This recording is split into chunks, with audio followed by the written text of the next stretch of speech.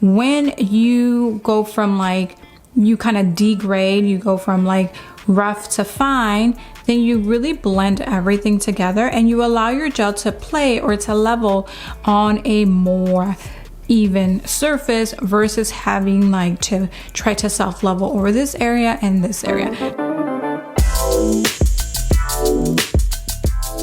Hey there and welcome back, and if you are new here, welcome. My name is Paola of paolaponcenails.com, your source for all things premium soft gels and entrepreneurship in the nail industry. If this sounds like a niche you'd like to continue growing in, then at the end of this video, do consider subscribing to this channel and our weekly newsletter. Let's begin. How to remove soft gel? Well, in order to understand what you're going to be removing, I want you to first have an understanding of what soft gel is. So soft gel is gel that soaks off in acetone. It doesn't necessarily mean that it's a super bendy and super flexible, like super soft. In fact, a soft gel can go up to a semi-hard gel in rigidity. So when we use the term soft gel, all we are saying is that it's soak off. Today, we're actually only going to be demoing one soak off nail, and the rest is going to be a rebalancing and a fill service. And I'm also going to show you how to remove plastic, like if you have those full coverage tips. Now, I know a lot of you are going to be DIY, so please use your best judgment as to what method you proceed with. If you have no training in Efile, please do not use an Efile, use your board files. If you do have some training, then use that. And if you need a little guidance, I do have a beginner to intermediate Efile friendly course. It's called the Efficient E-Filing Masterclass. I'll link it down below. All right, so let's start with removing plastic. Now there is a bubble there, and that was because I was using this as my Mandarin peeling nail for my son. So I'm gonna go ahead and remove it, and here we have a scenario of what we do with a bubble. First, I need to address, is this bubble happening underneath my plastic tip or is it happening on the natural nail? So we'll find out. I'm as excited as you are. Next, I'm going to show you how to do a fill when, let's just say, the product is not that grown out and for the most part your client has good adhesion. Now, if you're wondering why my nails look trashed, is because I was actually at a training this last week and I was using my hands as a model per se. And then lastly, I'm going to show you how to file down your product when you are rebalancing and what that means. So let's get started by removing the plastic. Now, I'm debating whether to keep it or not. I'm probably going to remove it fully so I can also show you on this nail how to do a soak off. So because I know that I'm going to remove it fully, let's just say this was the client scenario. The client no longer wants this extended length. They actually want to go a little shorter. And that is such a common thing. Like, clients usually come in, they feeling bold and brave and they want all the length, and then they come back on their next service, which is like 3+ weeks later, and they're like, you know what, let's get rid of the claws. So I'm gonna go ahead and get rid of the claw. Now, I'm not going to reduce this with my E-file. I could, where I take my E-file bit and just kind of run it across to shorten the nail, but honestly, if I know the entire nail is coming off, there's no need to wear down my tools, my carbide bit or my ceramic bit, to remove this nail. So I'm gonna go ahead and just clip off the length so that I'm not just there without purpose filing the length when I know it's all going to come down. Next, now I have a nail that is short and it allows me to focus on the product that's on the nail to remove. So I'm gonna go ahead and do that. I'm gonna be grabbing my ceramic bit. You can use carbide for this step, especially because this tip is plastic and it can potentially wear down your ceramic bit a little faster if it's not a high quality ceramic. I'm working with a ceramic bit that is zirconia ceramic, which has the strength and durability similar to tungsten carbide, which is the highest or the strongest form of e-bits you can buy. But again, this is a blue means medium and green means coarse, so it's in between a medium, just like a medium coarse, in between a medium and a coarse. All right, so I'm gonna go ahead and reduce this. You can do this again with your carbide because a carbide sometimes is a little sharper. But again, what I'm gonna do is I'm gonna use my ceramic, but rather than using my standard ceramic at a medium, I'm going to increase that grit and those teeth a little bit more to more of a coarse. Anytime you are reducing, you want to work in long strokes and at a high speed, and that's exactly what I'm going to be doing now. Safety first. So I realized that there was a lot of like dust or big particles hitting my face, and I thought, you know what, this is a good time to put on my cute little goggles. Yes, they are tortoiseshell outlined. I'll link them down below if you're interested in what they are. I didn't want to leave you hanging as far as the details because you will be seeing me using these a little more often, so linked them down below for you. All right, so here we are. It does seem like that bubble is from the gel attached to my natural nail. And then also the reason why I stopped was not only to tell you the breakthrough, but also because the nail is now ready to be removed via an acetone soak, or I can continue in removing it with my ceramic bits, which is something that I showed you in my e-filing course.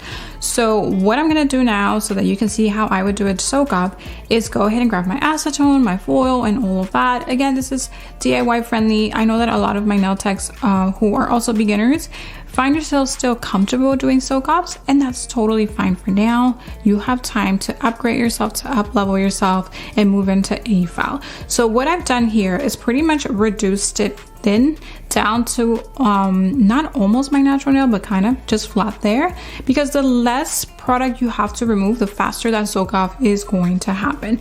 So honestly, if I wanted to obsess a little bit, I can keep going with my e-file, but I'm going to stop right here, and I'm going to allow it to soak off. The other cool thing that you're going to be able to see with this soak off is that this nail, 2 videos ago, I did a video on how to apply those full coverage with that gummy gel that Cocoas released. Other brands have it too. Cocoas is called Mochi, so Gel Up Bond Mochi. And again, it's like a putty type gel that allows you to hold the full coverage tip in place so that you can just go ahead and cure it without panicking. So you're going to be able to see how that removes also. It's kind of gummy. Let me do my soak off and you'll see what I'm talking about. So I have a piece of aluminum foil. You can get fancy and get the ones that dispense from like hairdresser boxes, hairdressers that do coloring, or you can literally get some Reynolds wrap or whatever other brand of foil and cut yourself some pieces. What you want to do is double up on the edge here, because that's going to keep your foil from tearing as you are rolling it around the finger. Next, you want to cut just the amount of, what is this, like cotton or lint-free towelette that you're using to place over the natural nail with the product. And you do want to just get what you need, because you don't want acetone sitting on the skin for too long. Yes, it's going to happen, but we want to diminish the amount or the time that it does. So with that being said, I'm going to go ahead and reduce this a little bit more. Maybe grab a little smaller one like so. Build a little blanket, and you do want to grab enough cotton so that the acetone stays there and does not evaporate. So if this is too thin, the acetone is just going to evaporate. There's not going to be other cushion to keep that acetone on the nail or from evaporating. So I'm going to grab my acetone now. I'm going to go ahead and be generous with it, and I'm going to place it right over the nail here. At this point, you could have also used cuticle oil if you wanted to. The acetone will extract like all of that oil and moisture, so I wouldn't be too concerned about getting some on there before our gel goes on. I've done it and I've had great adhesion, so if you're just not sure and you think it's going to mess up with your adhesion, don't do it. Just go ahead and grab acetone and put it right on the nail plate. Don't put it on the skin so it doesn't dehydrate more than we want it to. Now we want to grab our foil and we want to press it on there and make sure that it's nice and tight. So keep it there, and having that fold on the foil allows you to pull it a little bit extra so that it feels tight. Okay, you don't want acetone evaporating. Acetone is highly volatile. That means that it does evaporate fast and it does get into the atmosphere of the room fast. So keep that there. Now it should feel nice and tight, and we're going to proceed with our other removals. So what we have next is, let's just say, a client that comes in and they just want their color change. So we would have removed the color at this point, and now we are trying to work on our base so that it's nice and flush, no lifting, and we can overlay that nail with just a little base and some more color. So I'm gonna go ahead and use, because I'm really close to my natural nail, I'm gonna go ahead and use my extra fine, because that's what I have on hand here, my extra fine ceramic bit.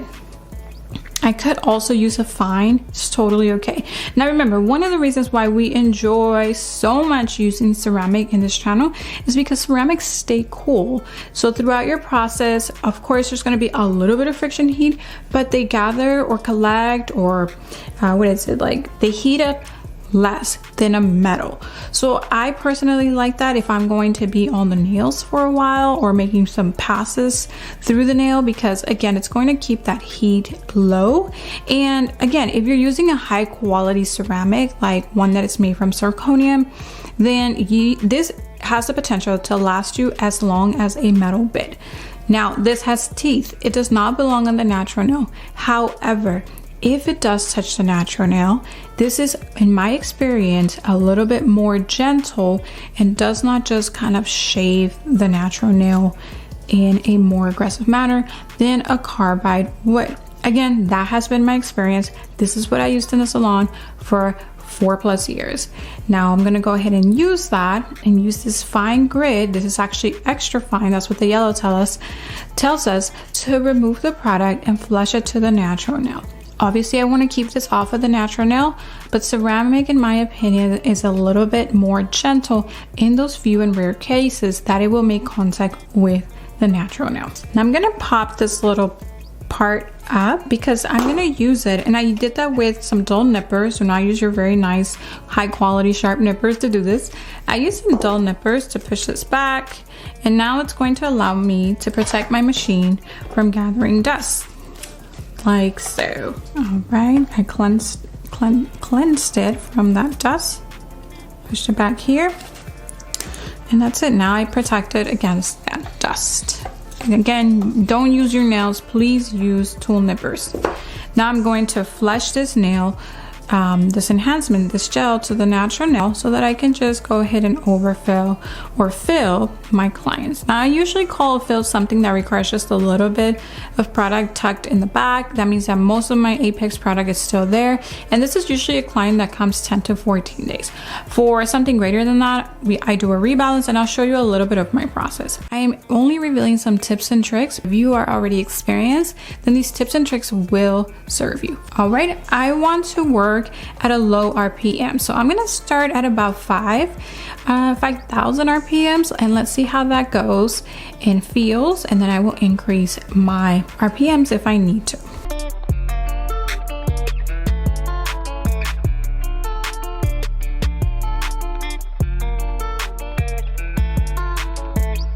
So as you can see, I'm getting close to the natural nail. Again, I'm working with my extra fine ceramic, so I feel safe with the speed and the grit and the material of the bit.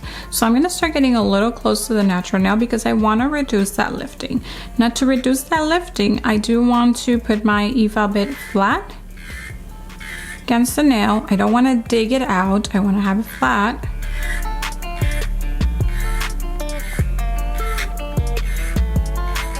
And then just wait for it to literally disappear. It's gone.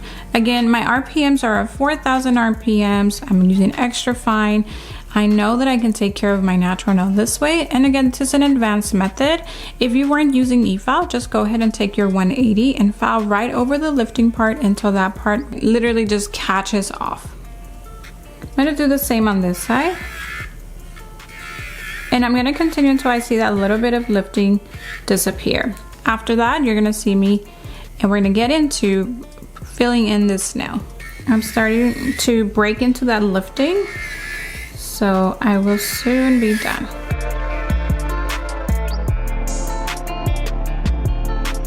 All right, so now that lifting is gone, just a little bit of a little hook there. If I pass my Efile over, see it goes away. So just be patient, let the tool do the work. Now what I want to do is take my Efile bit, the same one because this is really close to the natural nail, and I'm just going to go ahead and bevel or take my Efile from side to side, and I want to pretend like there are these corners here in my cuticle area that trace back to invisible corners here on my free edge, and I want to keep my Efile right there. And that's it, making sure it's nice and parallel to the nail so that I can reduce nice and evenly. Right now that I've removed the lifting, I've flattened everything out, it's really time for me to just reshape with my hand file. To do so, I'm gonna grab my 180 grit and I'm going to reduce the shape and also just marry everything together. Anytime you are removing product or passing some sort of abrasive, whether it's manual or e-file, you are leaving prints on the nail. And what you want to do before you apply product, especially like low viscosity gels, you want to marry those areas so that they kind of overlap onto each other. So if you're going from 180 grit file to 180 sponge buffer, it's going to really blend those areas together rather than creating like a step, right? Like here's your gritty stuff and then here's your soft, and then your gel has to kind of play in between those two fields. When you go from like, you kind of degrade, you go from like rough to fine, then you really blend everything together and you allow your gel to play or to level on a more even surface versus having like to try to self level over this area and this area. Not only that, when you are working with your gels, you want to create a little bit of texture, whether that's on the natural nail for it to stick, or if you want the product to stick to the next layer. So this is why I'm going from my extra fine bit to now my 180 board file. And again, that is to create a little bit of texture and to blend those scratches from the e-file bit with and blend them to this 180 grit file scenario here. So this is a little awkward for me because I'm going with my non-dominant hand on my dominant hand. So again, going on my non-dominant, going with my non-dominant on my dominant, so it feels a little awkward. So I'm gonna try to keep it all in one place. And it's just to show you the gist of the steps that I would take to take care of this client or take care of my manicure myself. And now I'm gonna go over the mountain with this board file. If you all are familiar with Tammy Taylor, she's the one that got me into like up the hill, down the hill kind of thing. All right, I'm gonna take it this way. And now I wanna reduce or reshape just a little bit. Again, I'm assuming this client is a 10 to 14 day wear. So I just wanna give them the shape that they already had and just taper it or refine it just a bit. So I'm going with an almond here. And the reason why I say this is more for a 10 to 14 day client is because we don't really have lifting. I mean, everything's fine. That's just their schedule, the schedule that they like to keep. And so we're just doing the work that we need to get them the result that they want. Again, my shaping is going to be really awkward here because I am using my non-dominant hand to do this. But again, just giving the nail a general shape. Again, awkward shaping motions, just bear with me as I work on my non-dominant hand.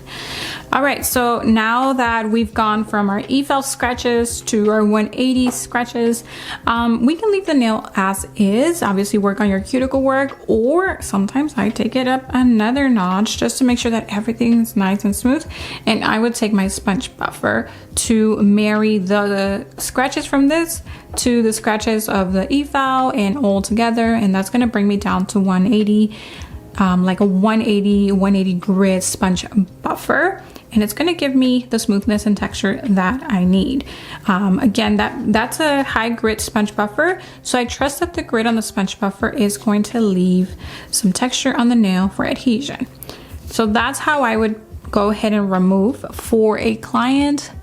or a gel nail surface that barely has any lifting, where I don't have to reshape the apex or anything. It's there, and I'm just going to essentially do a fill with my gel. Next up, I want to show you how I would rebalance. Now, it's already kind of sort of there, and I've already gone ahead and reduced it, but I'll continue the process so that you are able to see how I would go about that. Now, my rebalancing service is really for all of my return clients. So after 15 days or greater, depending on when they decide to come back or what their standing appointment looks like, then I'm going to remove the apex from my nails. I'm going to file that flat so that I can, as the word says itself, rebalance the nail and restructure it by positioning the apex where it needs to be. So again, I'm just going to continue that process. I started removing with a medium ceramic, and then I'm going to continue the process with my fine or extra fine ceramic bit. I'm gonna go ahead and cleanse those teeth a little bit so that it's able to grip onto the nail and remove, and that way they're not all clogged up and slowing my removal. This is a wire brush.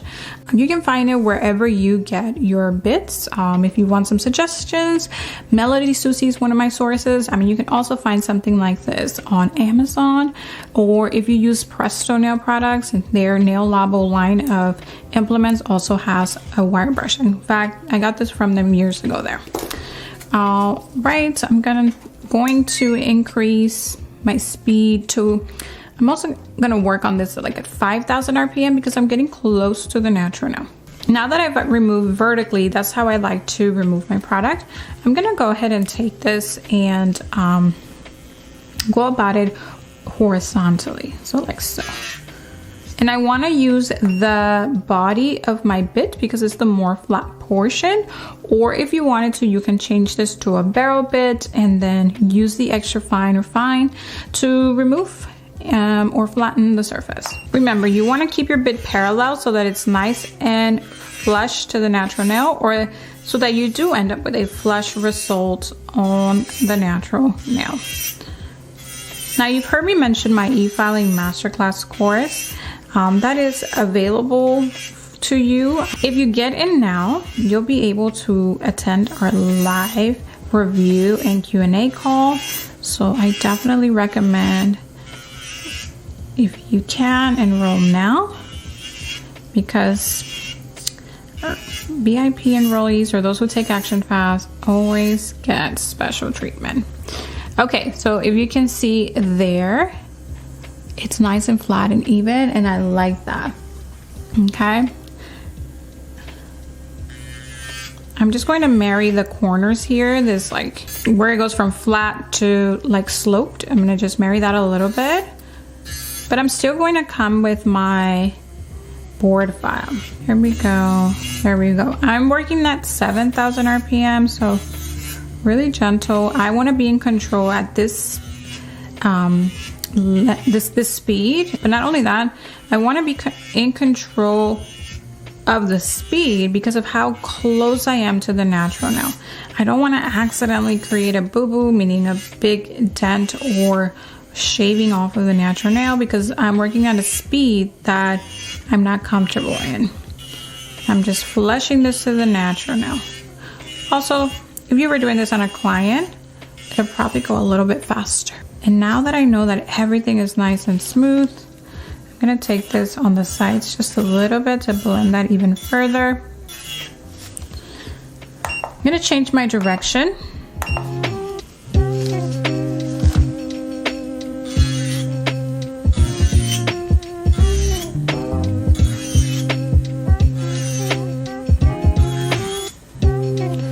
And now what I'm gonna do is blend everything with my 180 grit. Now, blending does not mean smoothing out, so even if I would use my sponge buffer, I would not be smoothing things out. I'm just blending. I'm using the grits of the item that I'm using, of the tool that I'm using to blend, and that tool is going to leave texture. Whatever texture is on your board file, that texture is going to be imprinted on your natural nail, on your enhancement. So likewise, if I use a sponge buffer that's a little bit more gritty, that texture will be imprinted on the natural nail. So my my moral of the story here is just trust the grit that you see on your tool, and that is going to be left imprinted on the natural nail. And yeah, that's going to create a little bit, or not a little bit, some adhesion, so that your product adheres well to either product that's left behind or the natural nail. All right, if I'm happy with the texture and how everything is blended in, then I'm just going to proceed to my cuticle work after this step. So now you've seen how I would remove to rebalance, remove to fill, and remove for a complete soak off. Now let me grab my removal tool, and you can see how gummy that gel-lip bond is. So that's the gummy part here. And the product is going to remove nicely from the natural nail because of that bubble I had there earlier. Now, I might have damaged my nail, I might have bent it, so hopefully the damage is not too much. Okay, so this gets a little annoying. So what you want to do, the gummy gel, is to grab a lint-free towelette with alcohol and just pull it off of the nail. Just roll it off. Probably if you didn't soak it in the alcohol, it'll probably roll off nicely too, because it does get quite annoying because it's just like right there hanging out on your tool and not coming off of the nail. So yeah, you can see I bent my nail there, and that's what caused that bubble, that lifting. And that was a very long nail for me. Not only that, I was peeling mandarins, which I knew was a big no-no, but didn't have another tool. I was in the car, guys. Now, if you're doing soak-offs, you want to be gentle, and you just kind of want to, almost parallel to the natural nail, remove the product that's remaining. If the product is not coming off, then you will have to remove with, or actually, you will have to re-soak. So you will have to do that with the same foil that you were using. Because what you don't want to do is you don't want to scrape the product off. At least not off of the natural nail. Because then what's the point? You might as well use an Efile bit and then remove the rest. Or remove it fully with your Efile bit. So you would re-soak and continue to remove this. Because I'm a little bit advanced, just a little bit, I'm going to go ahead and remove it with my fine ceramic. Yes, it's going to get clogged, but thankfully I have my wire toothbrush here, so that after I'm done with this fiasco, I can go ahead and wash it. Going about 10,000 RPM so that I can get rid of this portion here. And then I'm going to reduce the speed and get to the natural nail. You will see that.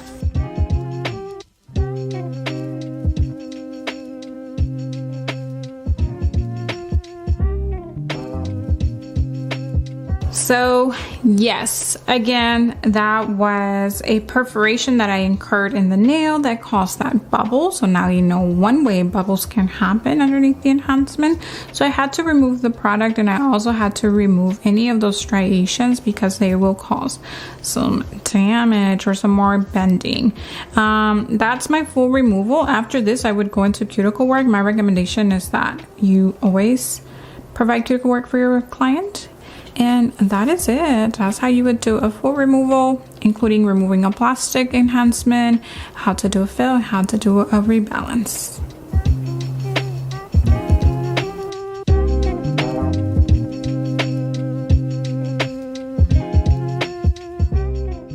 Thank you for watching. If you loved today's video, can you do me a favor and give it a thumbs up to boost it up in the algorithm so that I may help more people? And if you need a little more direction in your nail career, I want to encourage you to join my free masterclass using the link in the description box below. It is available for you to watch immediately for free right now after signing up.